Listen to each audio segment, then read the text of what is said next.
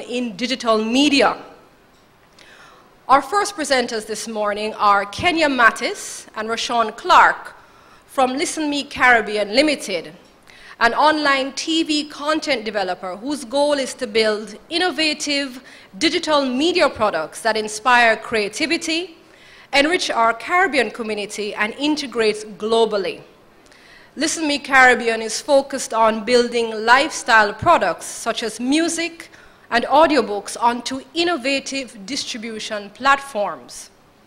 In 2013, Listen Me Caribbean was selected by the World Bank InfoDev program as one of the top 50 global entrepreneurs in the world at the Global Forum on Innovation and Technology Entrepreneurship in South Africa. Kenia Mattis will be joining us live from Zanzibar, an island off the coast of Tanzania in East Africa. And most of you might recognize Roshaun as Basie from the popular group TOK. Ladies and gentlemen, please welcome our speakers.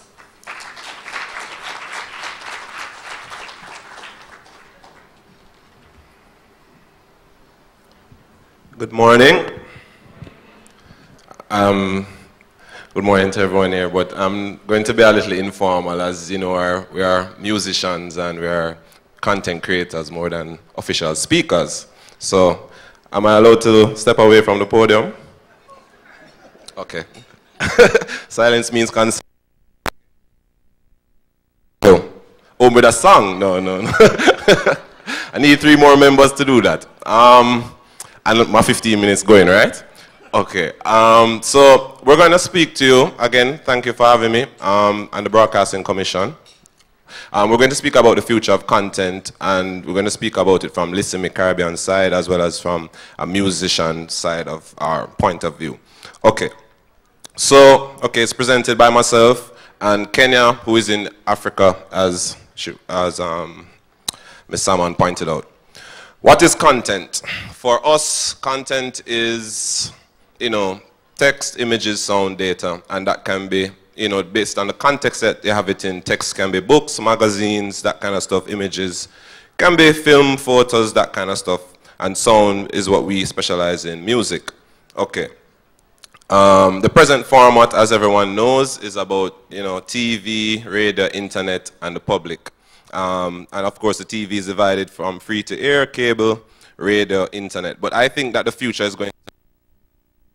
I think that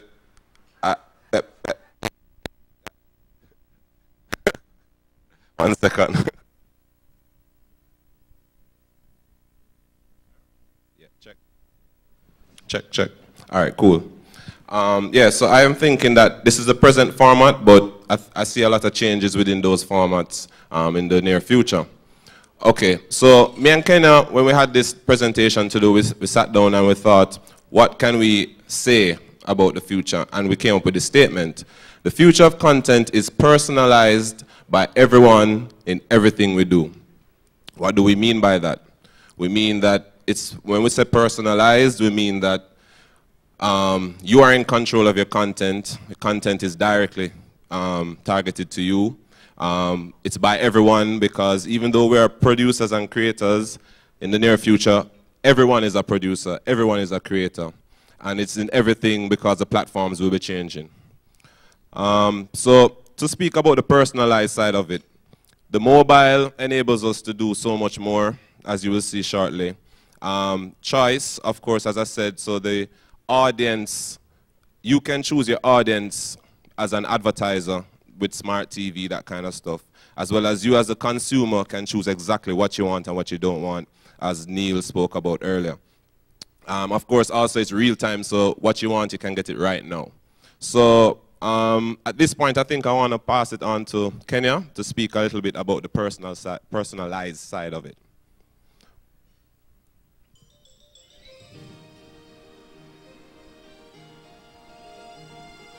Thank you, Basie. Hi, good morning, ladies and gentlemen. My name is Kenia Mattis. I'm CEO for Listen Me Caribbean Limited, and we are Caribbean storytellers.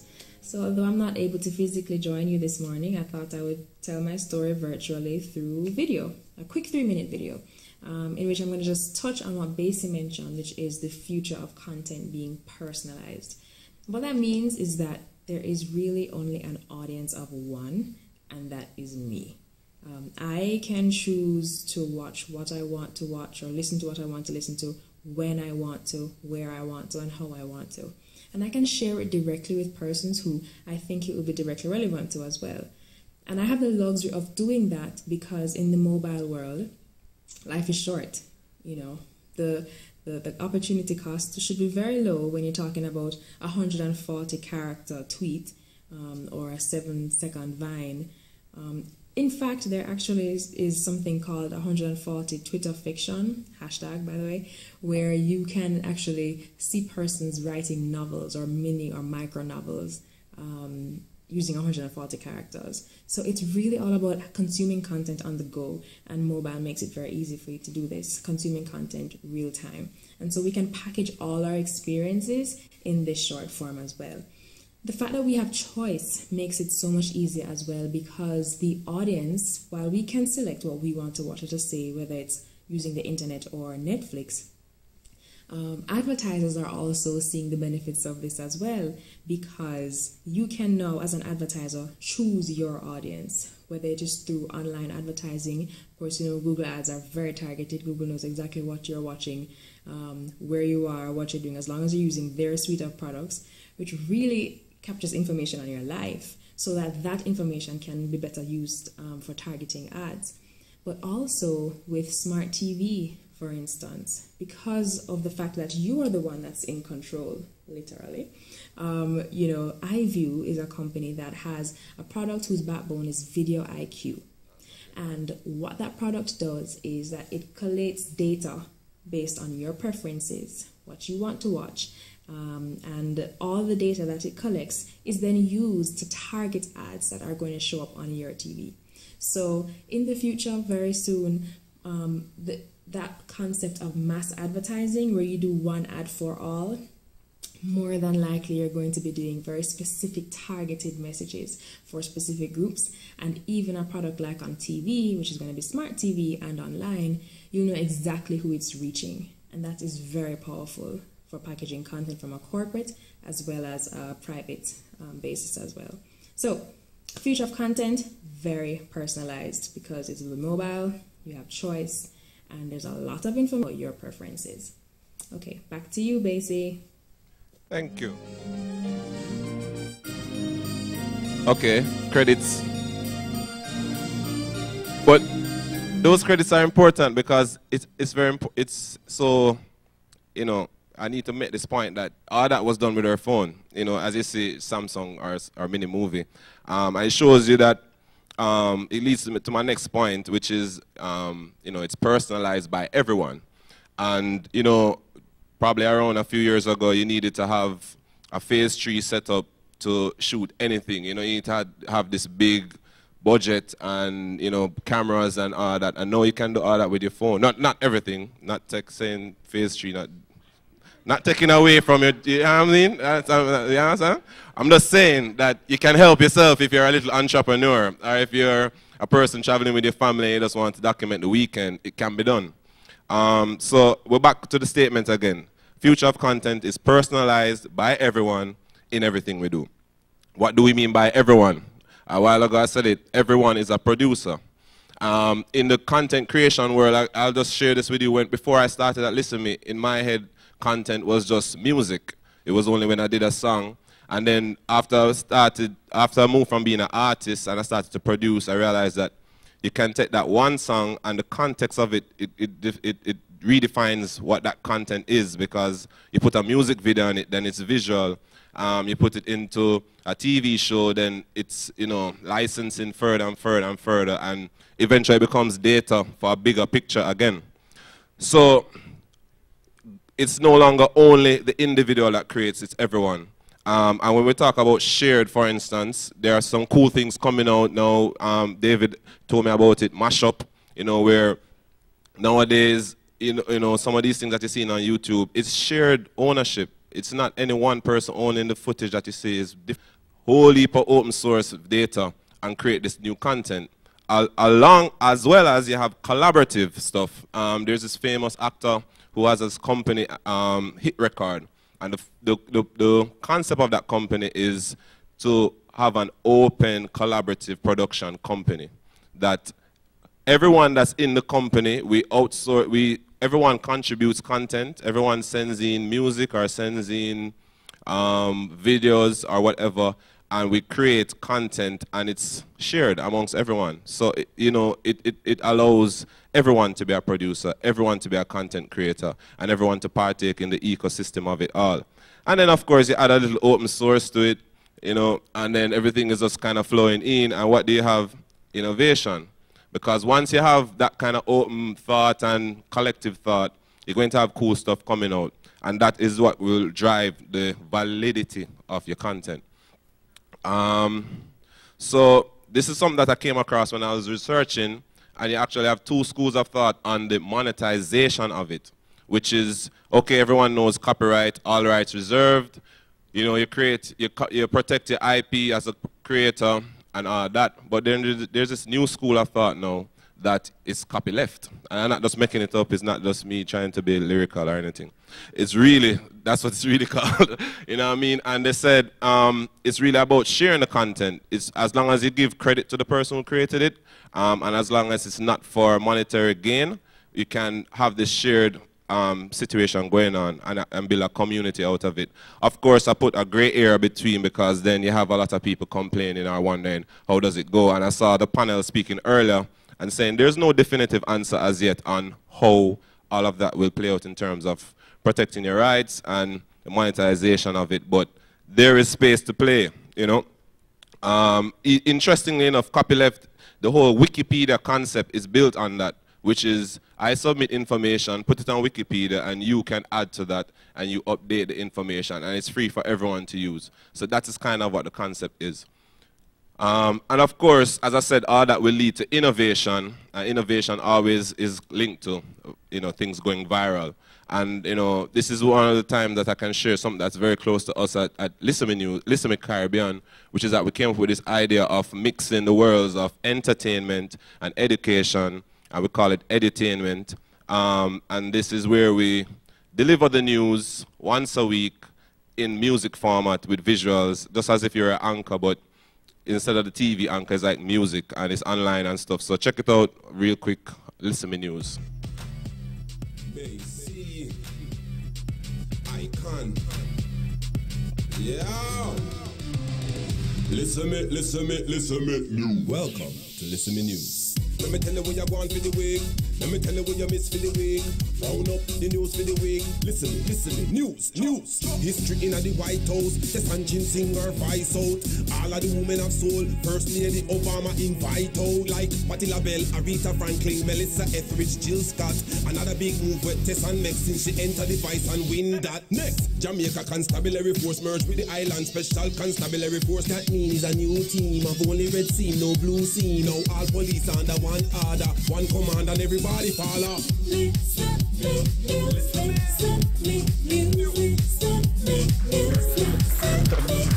Thank you.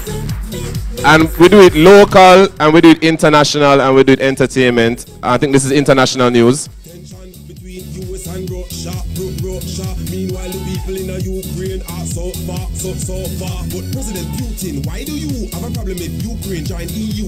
Youth, them go low. That government is an unconstitutional coup. But isn't it you who supports Sevastopol for your naval port? So now you know Crimea. Send my troops them down a Crimea. And isn't Ukraine the bridge that link up Mother Russia with the rest of Europe? When I think the Cold War they done, tell the one USA and Obama pick come. You know along the round, hold him. All right, thank you very much. Thank you very much.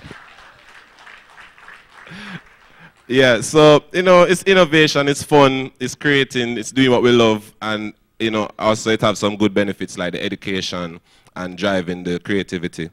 So it leads me to my third part of the statement. How's my time doing? So much time I have left? I'm joking. Okay, so it's, again, future of content. It's personalized by everyone in everything we do. And what do we mean by in everything? Kenia kind of spoke to this one. She said it's the Internet of Things. It's reimagining the platforms and I mean, this could be a TV eventually. This wall right here, the whole hotel could be a TV. I mean, you think it and it can be done. And of course, with that data out there about what your preferences are, you can only imagine what the potential is or are with that. So, yeah, I want to pass it back on to Kenia, who is going to tell us more about the in everything part of this equation. Did you fly on Virgin? Virgin, but I do wish I did, because I just heard some news that they have partnered with Nest. Virgin Atlantic has partnered with Nest to provide a new innovation in flying, where you can now regulate the temperature for each seat to your perfect preference. So if you prefer a summery flight or a wintry flight, you can be comfortable in Virgin. No more freezing flights if you don't want to suffer through that. And that's incredible, because to understand that Nest Labs is also a company that has worked on that technology in homes, where you can always have the perfect temperature in your home. It will be automatically regulated based on what's happening in the environment and based on your preferences. So to understand that things will know what you like, that's just one of the oncoming evidences of, or manifestations of, the Internet of Things, which really is that everything is smart, because everything is connected and everything is communicating. The wall, objects, wearable tech. We know about Google Glass already, for instance, or watches that know how many steps you take when you run. All of these objects around us are now smart. It's not just our phones that are smart. And it's actually estimated that in 6 years, by 2020, smartphones, tablets, and PCs in use will be about 7.3 billion units. Big number. But the number of units that are going to be a part of the Internet of Things is going to be about 26 billion units. And that would add marginally about $309 billion in revenue for hardware and software suppliers. So how does that relate to context? The fact of the matter is that objects can now create, store, and share data about us. And once that data is put in a human context, or personalized in a way that it makes sense to us, then that becomes content. Case in point, your refrigerator, once it is equipped with the appropriate tags, or it might come with them actually, would be able to log how many bears you removed from the refrigerator between 9 and 9:30 p.m. And let us say that your garbage bin, your waste disposal unit tagged with an RFID tag, is able to collect data on how many bottles of beer, or how many beer bottles you've disposed of during that half-hour period. And then your car, if you try to go into it within that time period as well, or shortly thereafter, will be able to say to you, are you sure you want to drive? Or are you sure you don't want to call a taxi? Because I think you had a bit too much to drink. Now that becomes content, or the beginning of content creation based on data that was collected. And the data is all about you. Data is your life. It is a seamless connection between your home, your office, your work, your transportation. And when the content is you, my question is, how does that get regulated? Who regulates this in terms of privacy when the objects around you are collecting the data? One thing is when you are tweeting and when you're putting it out there. But at the same time, sometimes you might have to watch your fridge, So these are some of the questions that I'm excited to hear us answer in this conference. And Basie, it is back to you. Thank you very much. Thank you very much, Kenia. A round of applause for Kenia. She's amazing. So just in conclusion, we bring back to the points again. Personalize by everyone in everything we do. And when we talk about personalize, we're talking about the targeted feel that you're talking about, whether it's your choice, what you want to consume, or the advertiser knowing where to find their specific target market. It's always by everyone. I think it's gonna be by everyone produced, meaning you don't have to be that skilled, or you don't have to have a degree in mass comm to go out there and do something. Once you have quality content that goes viral, that content will be in demand. And of course, it's going to be in everything. It's going to be integrated into our life, into our lifestyle, from the Google glasses to the wearables, as Kenia said. So, yeah, that's what we see as the future of content. It was my pleasure to share with you. And of course, we're going to have questions afterwards. So thank you very much for having us. Thank you, Roshaun.